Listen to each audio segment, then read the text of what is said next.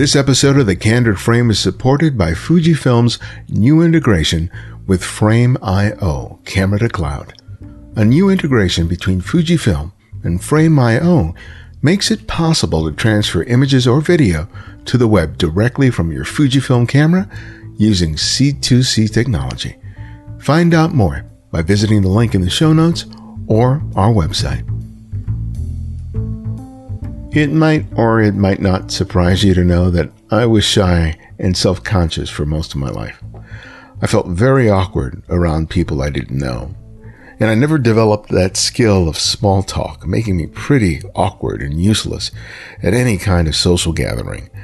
A little liquid courage might have helped, but I was never much of a drinker. I'd likely find a corner, usually near the food table, and just waited for it all to be over. Remarkably, though, I didn't feel that way when I held a camera.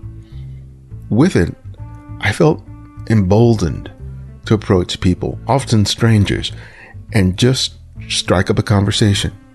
Sometimes I wanted to make their photograph, but other times I was just curious about something about them, a cool jacket they were wearing or some activity they were involved in. I think the presence of the camera allowed the focus to be more on them rather than me and my wealth of insecurities. The camera opened the door to glimpse other people's lives and their stories. The camera provides us an excuse to satisfy our curiosity about others. It's what led photographer Larry Niehues to move from the south of France and immigrate to America. He used the camera to immerse himself in a culture that fascinated him as a boy and a young man. His new book and exhibition, Mississippi Dream, is a visual exploration of one of the most quintessential locations in the American South. And I hope that this conversation inspires you to think about what doors your camera could open for you and what stories you're meant to tell. This is Ibarian X, and welcome back to The Candid Frame.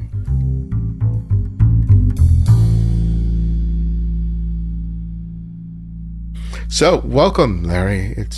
Thank you for having me. I'm really happy to be on the show. For people who are listening to this is the second time we're conducting this conversation because we had some audio issues. So we're doing this again, and we're going to have a time to dive deep. So, Larry, let's start with your name because you're 100% French. I was born in France, but now I'm dual citizen. I'm also American. Well, when you were born is what I'm saying. Yes. And you have a name named Larry. Yes. So, because I was like, when people hear that, they hear your accent, they go, oh, Larry must be a nickname. But it is your name. It's my real name, yeah. So why don't you tell us why that is? So my parents named me Larry because my mom, she spent some time in America, in Texas, because her aunt, she's still alive, lives there, and she almost moved there before having me, and she wanted to bring something back to the States, and she named her first son Larry. That's the reason. And my parents always had a fascination about an interest about America. What are your siblings' names? Charles. Okay. Yes, he's 1 year younger than me. Larry's a little more American than Charles. Yes. I was the only Larry in France. I never had encountered any Larry in France growing up there. So it was I always enjoyed my name so far. Well, me as an Nevadian X, I was always questioned about my name. And I kind of got used to it. But it was always like, what is that? I'm sure that you probably got a good amount of that. Oh, in France? Yeah. Yes. Yeah. So what was that like for you? Did it irritate you? Did you just... No, actually, it got me, I was proud of my name, because it was not common to be named Larry and have an American name in the south of France. So I always enjoy it so far, and it's funny because when I moved to the States, I met few Larry, obviously. When you were coming up, as you mentioned, your mom was and your dad were in American culture, music, film. That was a big part of you growing up. What was, Yeah, and it's interesting to sort of experience, the United States through its pop culture, as opposed to living here, yeah. and it's sort of filtered. You get like a polished, idealized version of what this country is like. What were you imagining when you were coming up before you came here? What were you imagining the United States to be? I had this vision of like open road, people driving like old cars, seeing like those amazing old vintage neon signs, a cliche of a cowboy guy walking in the street wearing a denim jacket and a denim jeans. I don't know. That's the America that we are seeing in movies, and the America that I always fantasize.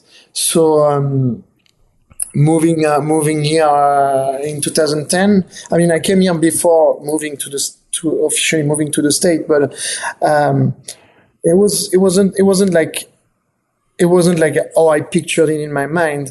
But luckily, that America that I fantasized was still surrounded us, and I actually made a photography project about it that I called "Nothing Has Changed" because, like, yeah, nothing has changed.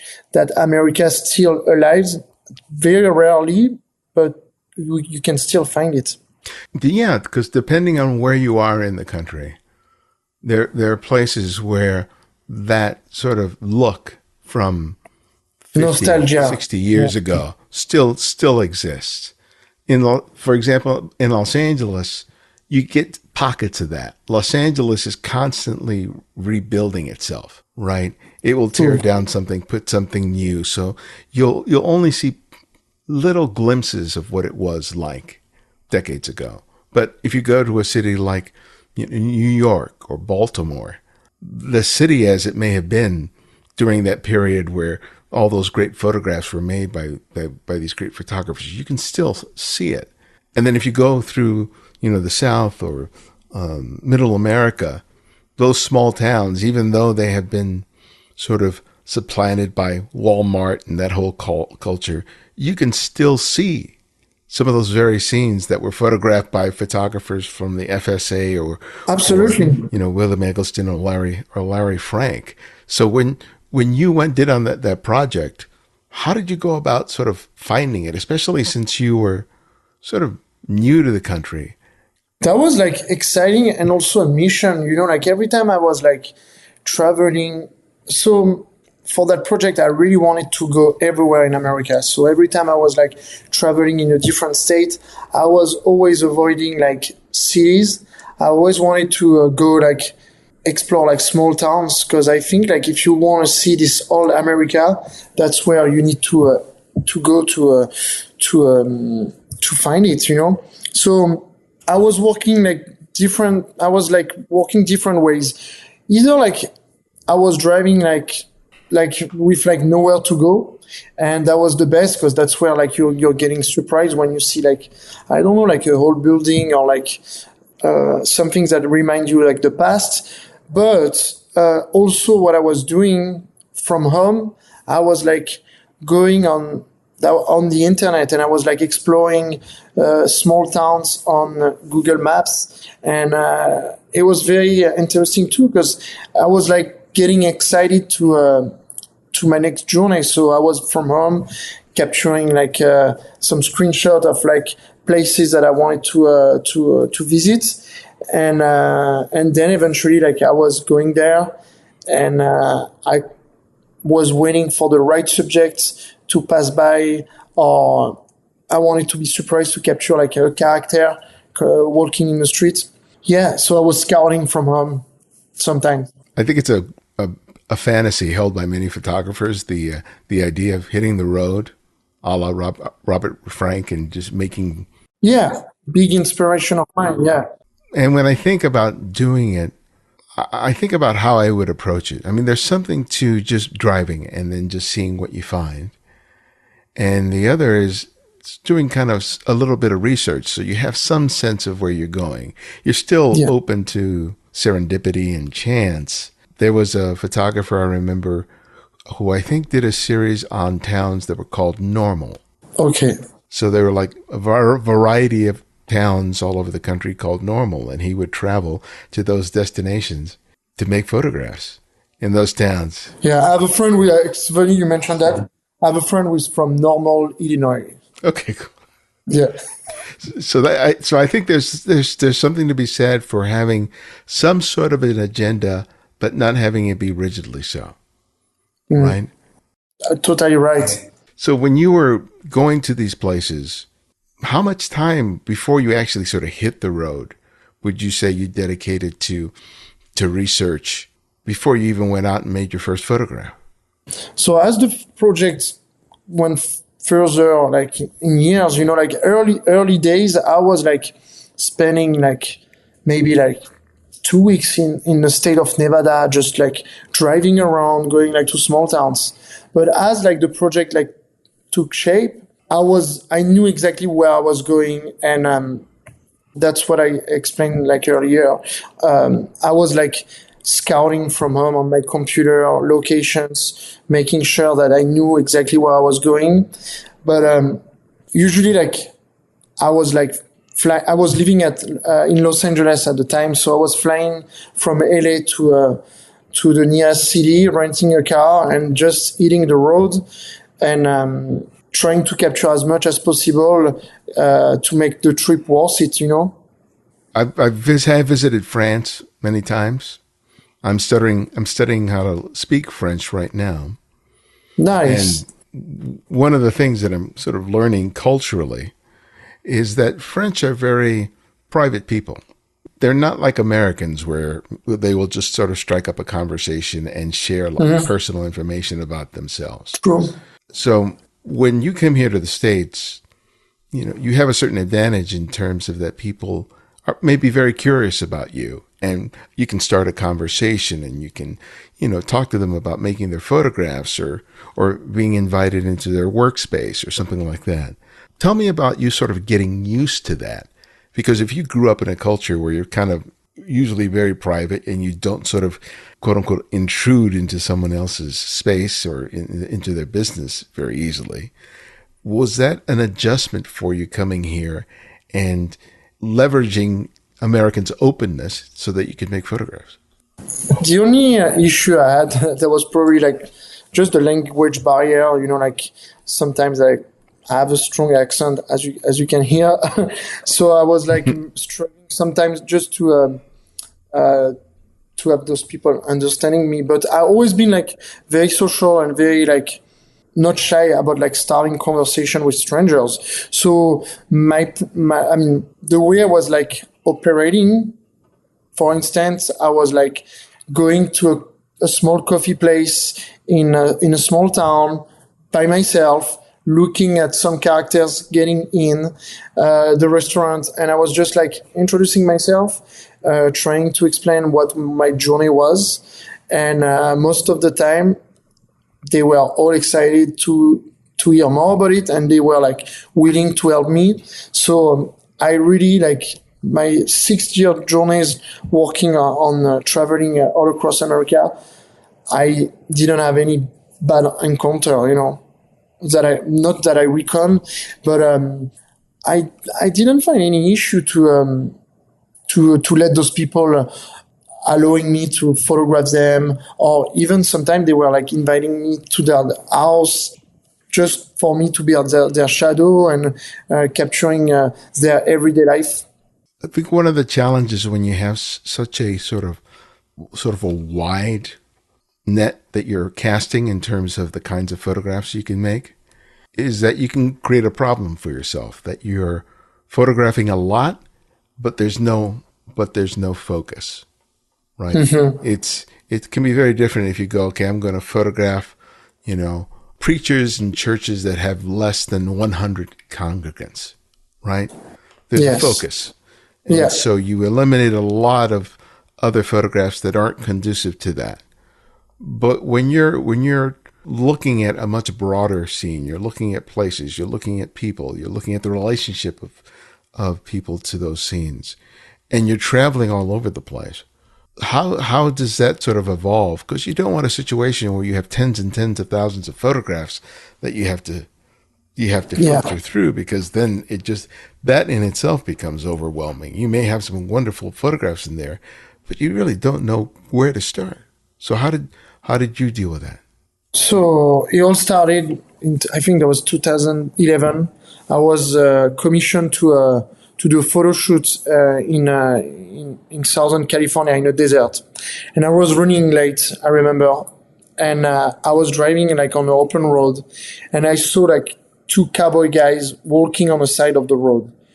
I mean, it blew my mind, and that's where I started to think about this project. Basically, I took a photo from those guys from the car, and my goal was to show people that the old America was still surrounding us. So from early on, I knew exactly what I wanted to photograph. So it wasn't like I was taking picture without knowing what I was gonna do with those images.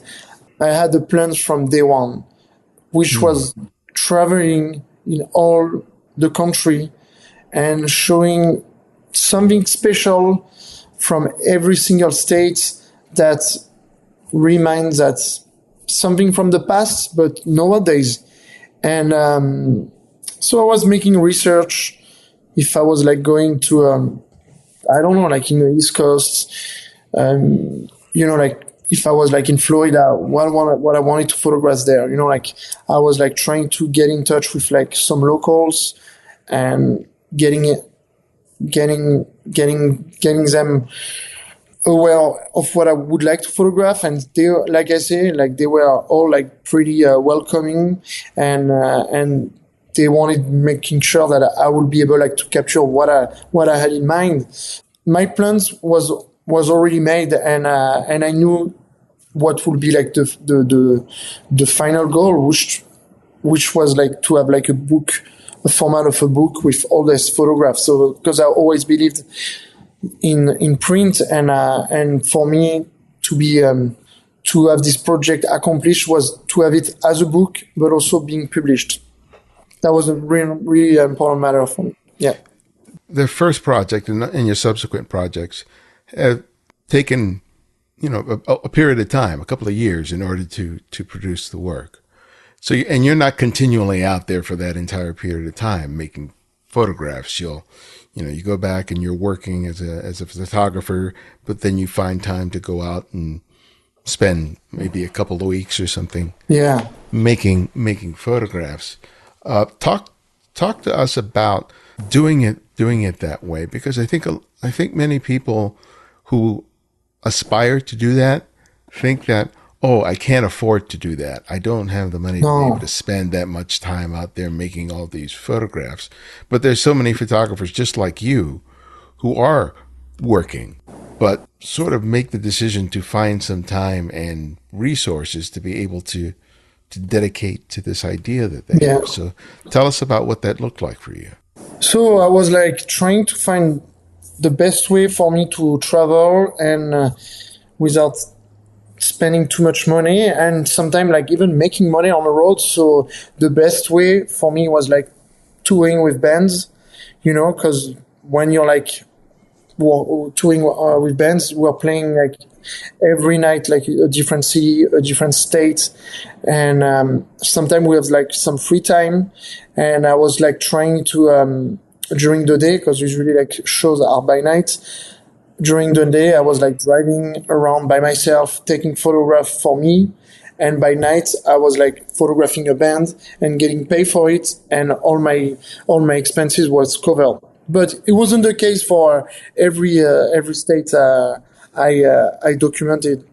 Sometimes I was like trying to sell like photograph for those days, photograph for some magazines, trying to cover my expenses, and I was just like, trying to find a way for me to travel and without like spending too much money because it costs a lot, particularly in a big country as America.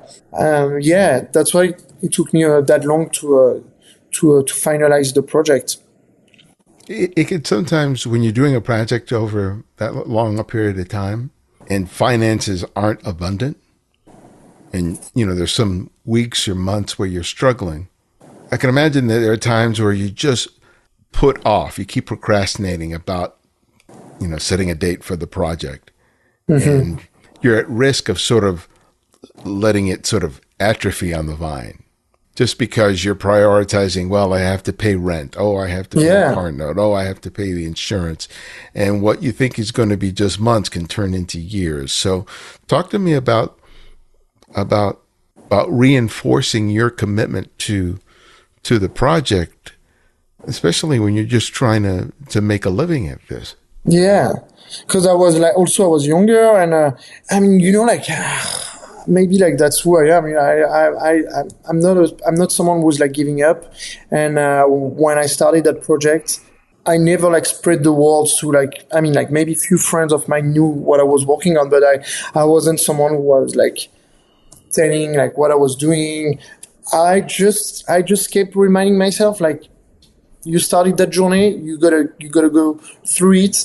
And luckily, like every time I was like traveling to the States, every time I was like bringing like some good content, some good images, I just believed in myself, and I was like, that I kept pushing myself until like it was done. But like you said, like 6 years, it's a long time. I was like waking up thinking about it every time I was like doing like a commercial work, shooting for a commercial in Los Angeles. I was like thinking about when am I gonna go back on the road, like working on this personal project of mine, because that's my everything, like if like I want to be recognized as a photographer, I want people to recognize me for this work and not for my commercial work.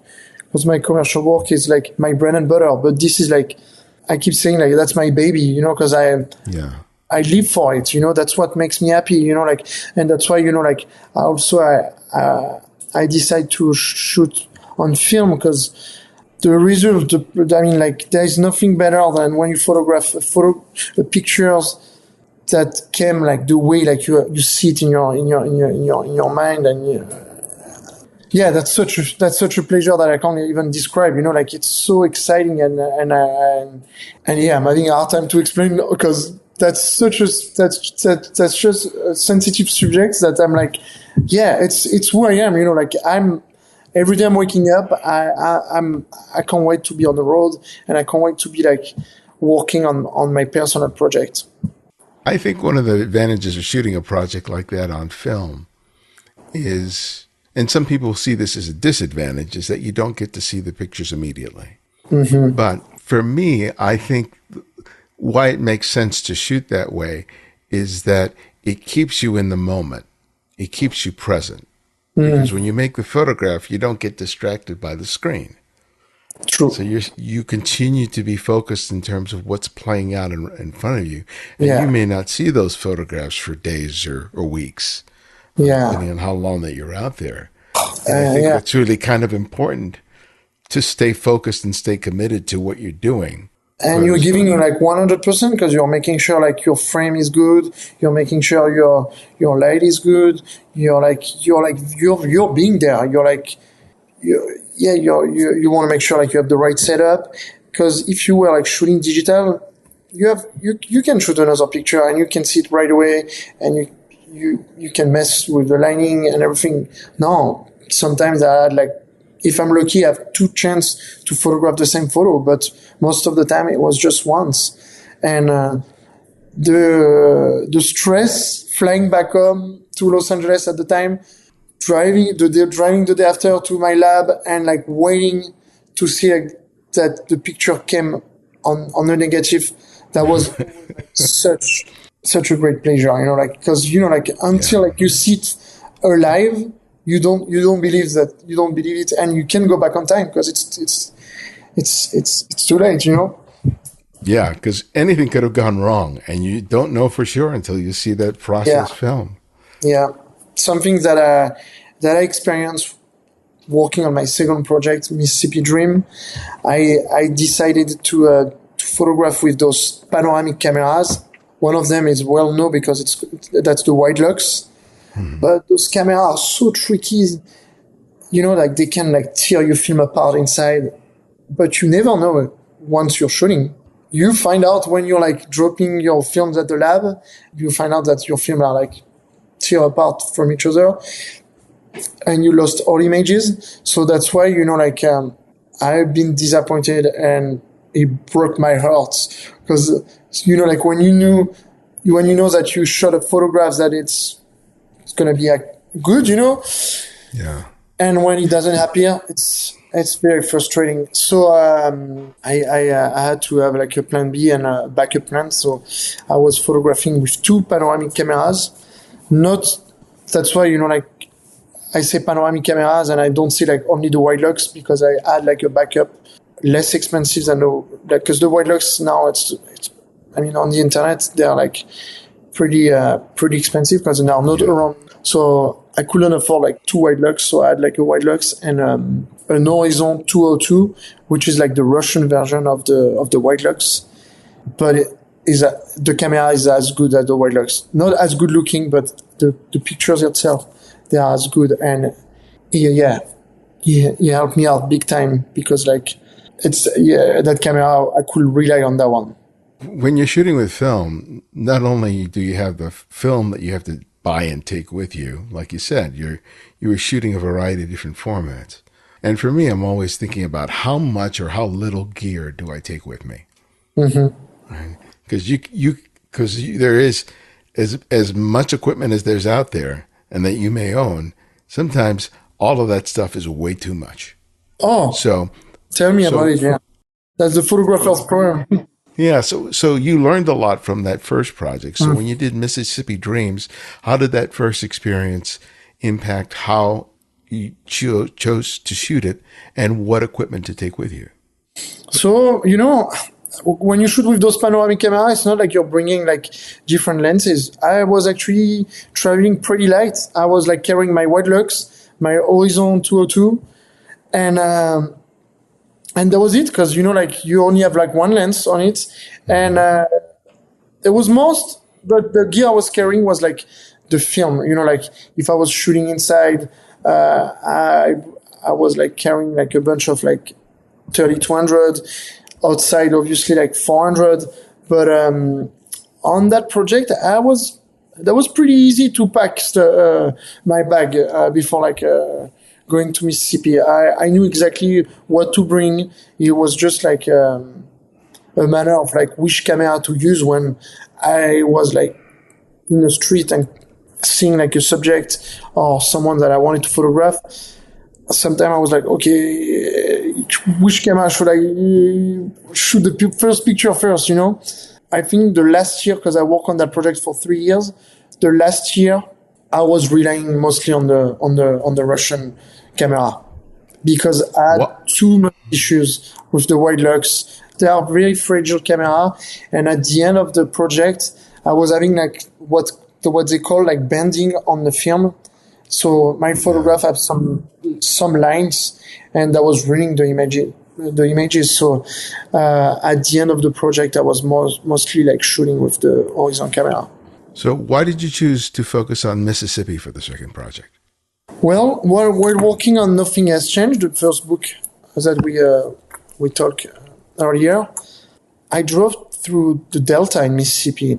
Yeah, really caught my attention because I never seen something like this before.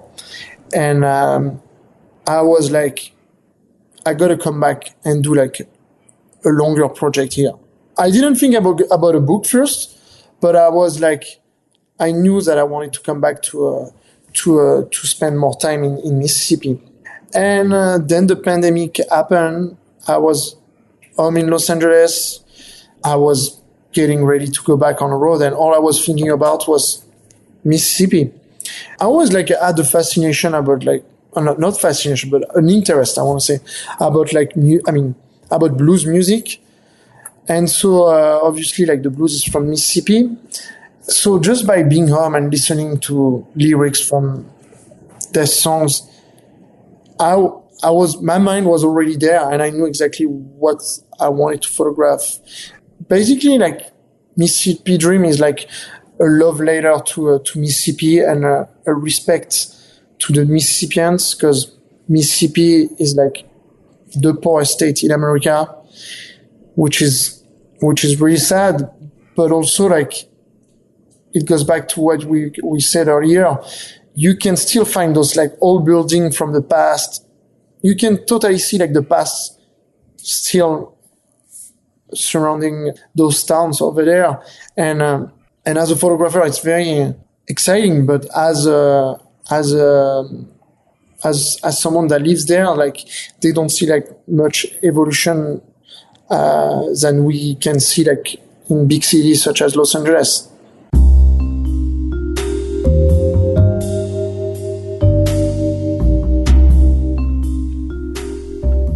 Thanks to the many of you who have sent us so many kind messages about our 600th episode. It fills me with so much joy that the show has and continues to mean so much to so many of you. It's a labor of love, but it still takes time and money to make it happen. Now, you aren't able to help me with the time part, but you can certainly help us with your financial support. I'm asking you to support a show that brings you something that other photography podcasts and YouTube channels don't give you. Insightful, genuine, and hopefully entertaining conversations that speak directly to who you are and aspire to be. I think that that's something that is deserving of your support. You can start today by becoming a Patreon supporter and contribute $5, $10, $20 or more a month by visiting patreon.com/The Candid Frame. I continue to do this show because I believe in its mission completely. If you do as well, please become a supporter today. Thanks.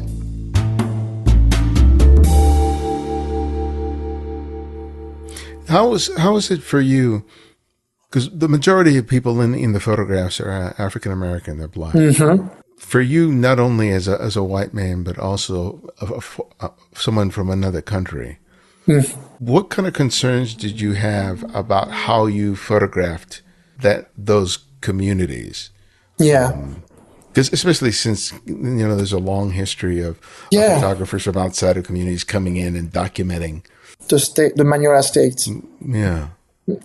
I feel like, so first of all, like, I'm sorry, I'm going to jump back to the question, but for that project, I worked like in a totally different way than I worked for me. Nothing Has Changed.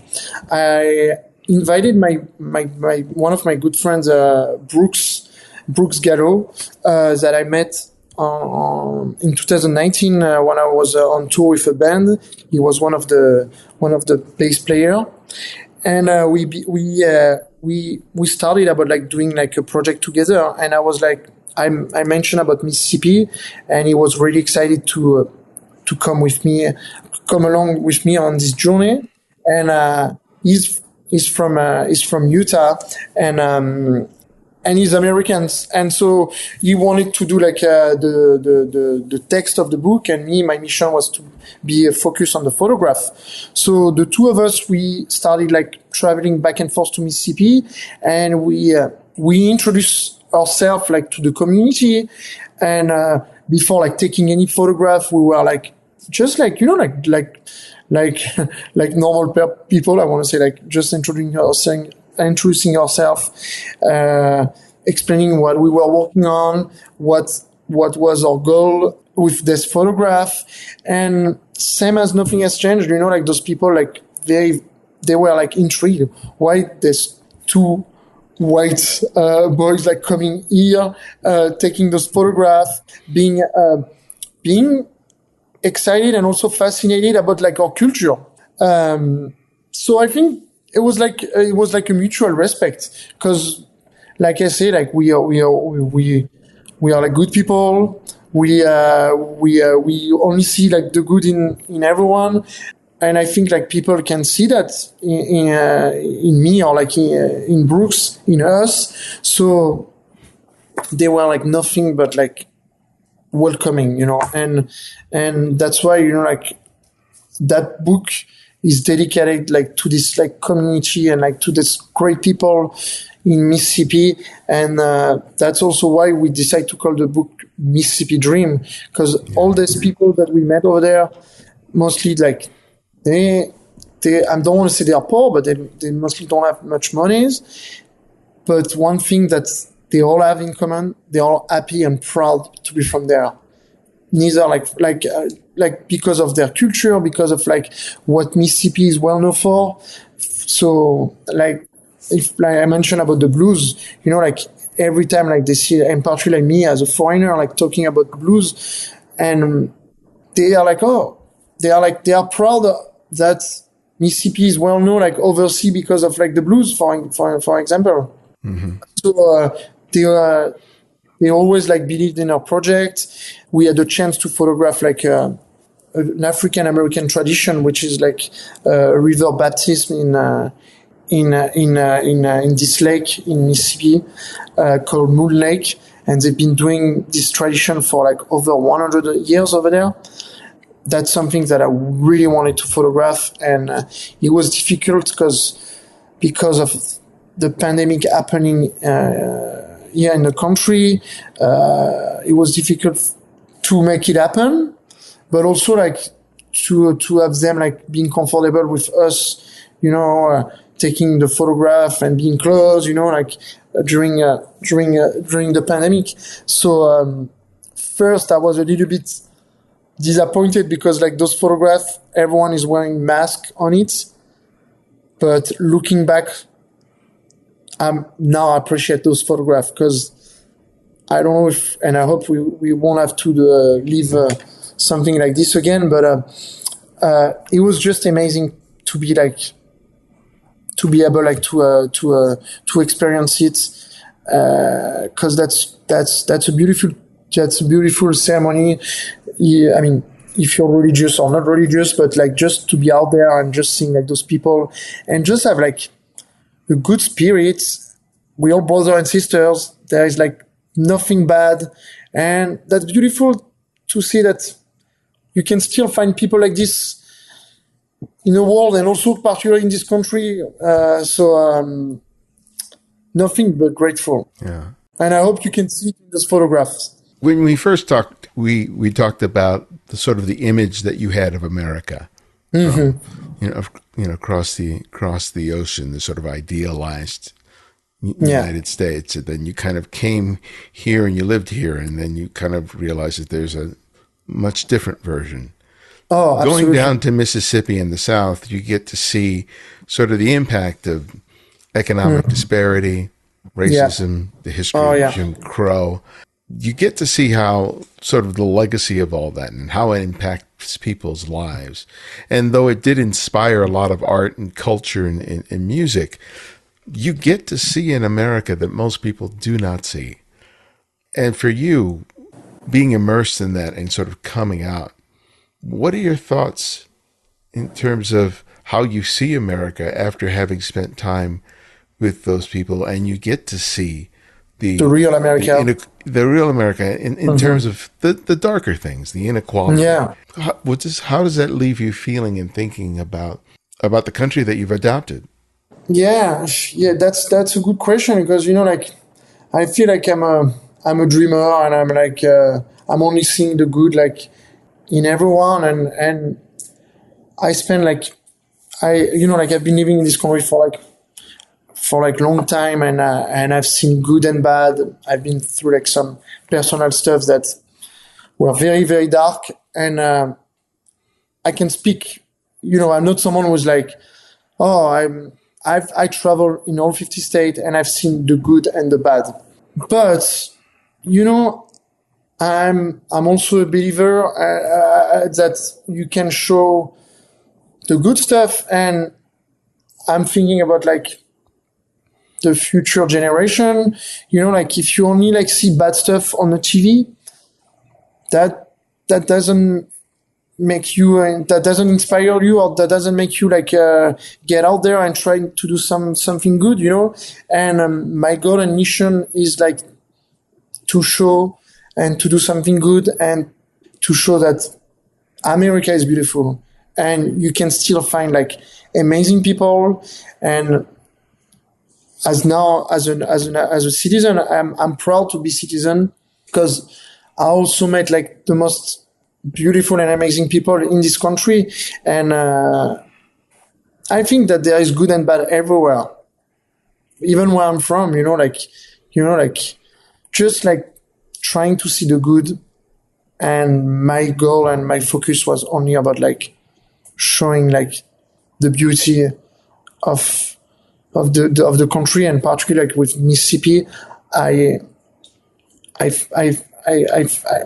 was committed to just show beautiful image, and I like to say it's a love letter to Mississippi.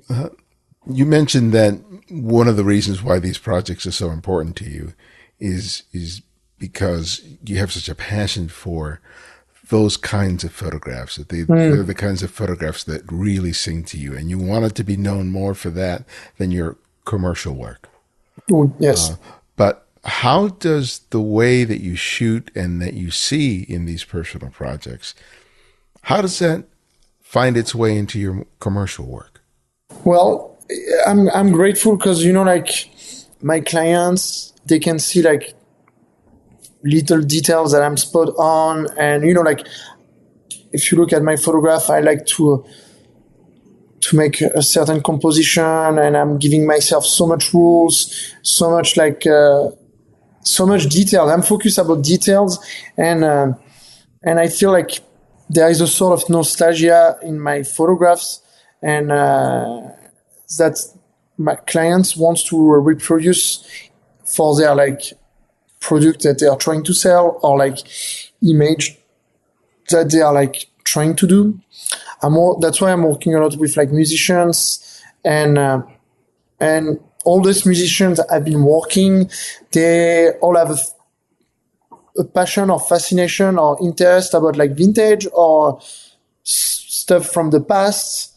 Without speaking, we're speaking the same language, So they find like they recognize their world in my work. One of the things that you and your team have been good about is in getting the word out on this book. They reached out to me, and I, discovered the work and discovered you. There was a simultaneous exhibition that was in Los Angeles of the work. And I think that we should talk about the promotion of the book, getting the word out.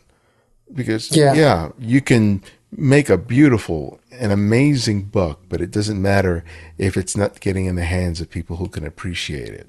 Absolutely. So talk to me about your sort of game plan, what your game plan was for this book, and how it differed from what you did for your first book. Well, I was lucky in 2019 when I finished Nothing Has Changed, my first project. I was lucky to sign with a publisher in Belgium, in Europe, called Niehues. When I automatically reach out to them for like the second book, Mississippi Dream, and they believed in it, and they wanted to do like a suite of the first book. The first book was about America, and the second one is like more with like a different subject. I mean, the same subject, but more like focused on one state, which is Mississippi.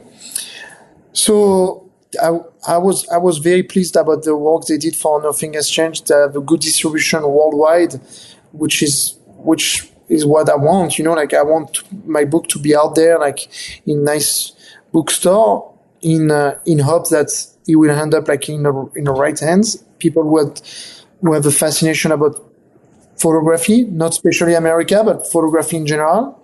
And the people at Niehues, they've been doing like a terrific job in terms of promotion and distribution. So I've been nothing but pleased about it. So far it's been working well, and we did the first launch, official US launch of Mississippi Dream last February in Los Angeles. And a month ago, we did it here in Nashville, in my new hometown, at Ralph Lauren store here in town, and it was a success. It was nice to have like the good community of Nashville like showing up, and now we're working on doing two more before the end of the year, probably one in Paris, and the other one will be in Europe. We're not sure yet. It will happen before like the end of the year. Talk to me about your move to Nashville. When people think about making it as a professional photographer, they feel like, well, I have to move to New York or Los Angeles. Nashville. Which is what I did. I lived in LA for 12 years. I moved out here in 2010. I was 22 years old. I grew up in LA. That was my adult life was in LA, and I was nothing but grateful for what the city brought me. But as I was getting older, I knew that it was time for me to part ways with Los Angeles, and I always loved Nashville. I don't know how to explain why, but the people, the community, like the landscape, it's really green. It reminds me the seasons also. It reminds me a little bit where I'm from in the south of France. I love the low pace of life here, and it's music city, so not only country music, it's music city, and a lot of stuff is happening in town. So I'm really happy. I'm really happy to be here, and I'm really happy that I made that move. I'm exactly where I need to be right now. So as you said, you're photographing the music scene, the music culture, the industry. How did your commercial business change as a result of moving to Nashville as opposed to staying on the West Coast? I'm really lucky. I have, and I want to give credit to him. Actually, my good friend Dan Orbach, the lead singer of the band the Black Keys, is based here in Nashville since a long time. And in 2013, I was commissioned to photograph him for my friend's magazine, Dice magazine, a motorcycle magazine. And I came here with the editor-in-chief, Dean Mikitic, which is my best friend, and we photographed Dan and his motorcycle for the magazine, and Dan and we became friends.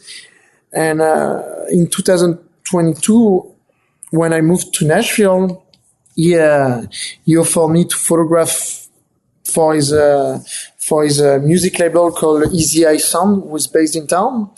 And from there, like they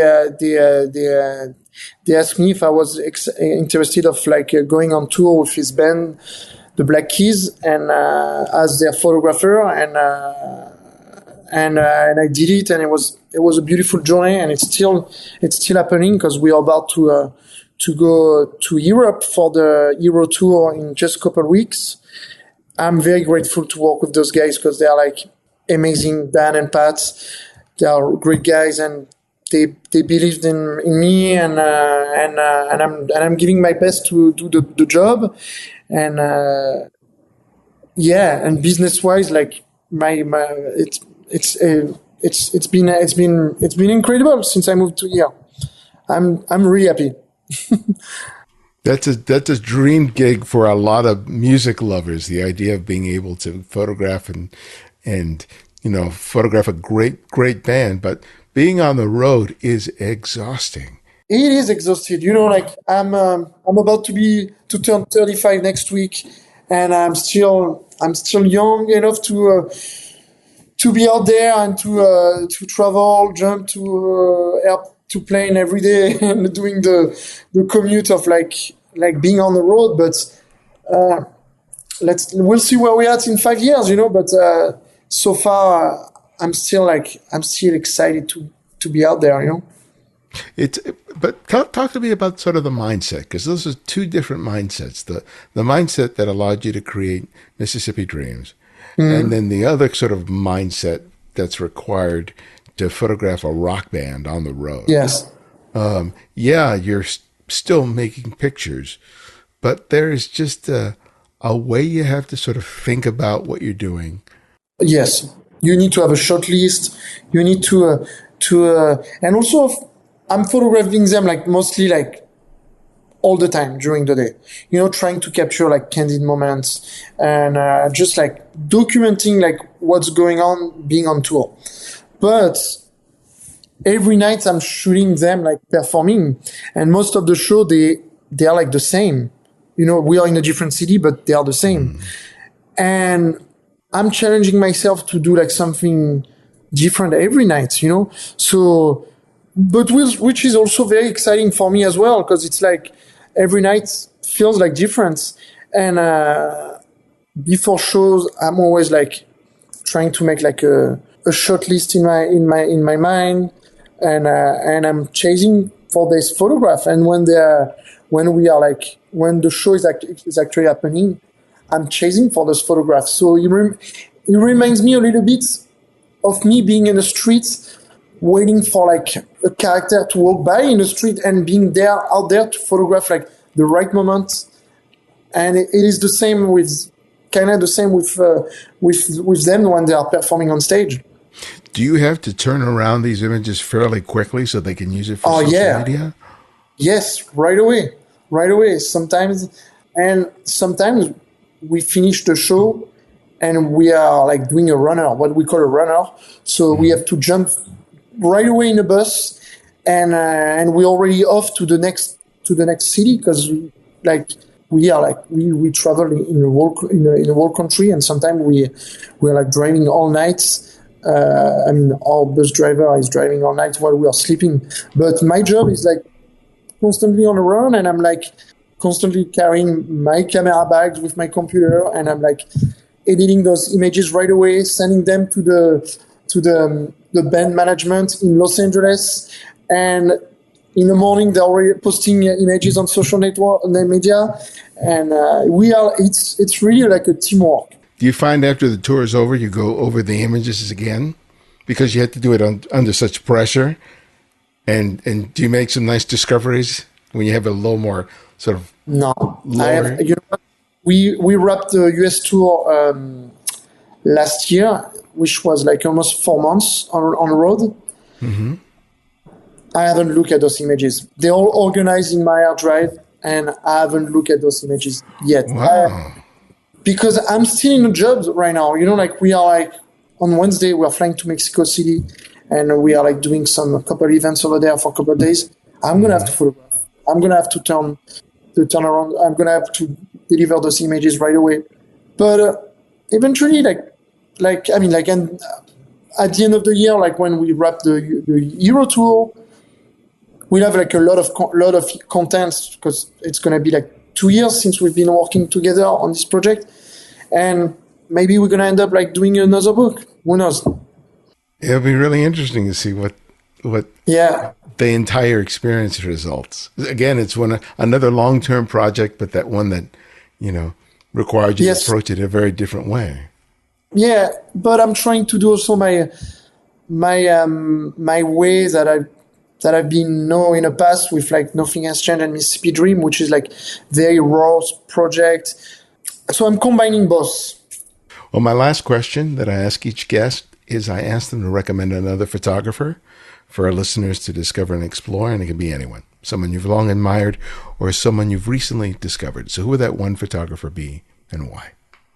Okay, if I have to pick one. So my work, my work has been inspired by like some photographers who are like actually dead, and I wish I had a chance to meet them. But I really like the work of my friend Laura Moore. She's based in Los Angeles. She's a great person.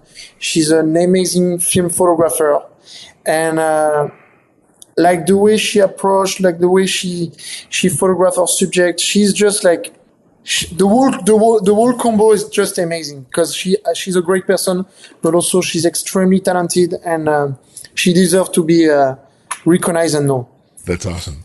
Well, Larry, thank you so much, and wish you the best of luck with the book. Thank you very much. I appreciate it, and I want to say thank you for having me again, and I'm looking forward to see the interview up live.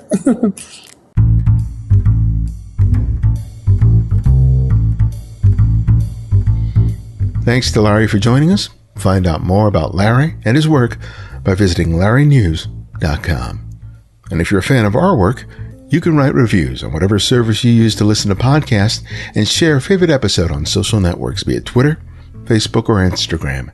Remember to use the hashtag #TheCandidFrame. You can support us financially by contributing via PayPal or Patreon.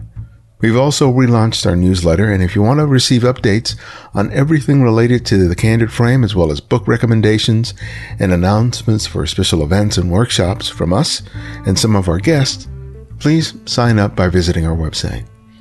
And if you can't find every episode of the show on whatever service you use to listen to podcasts, download the Candid Frame app, available for Apple iOS and Android. And because of your generosity, it's free to download and use. No additional purchases are required. The Candid Frame's audio engineer is Martin Taylor, who you can find at theothermartintaylor.com. The show's senior producer is Cynthia Parker.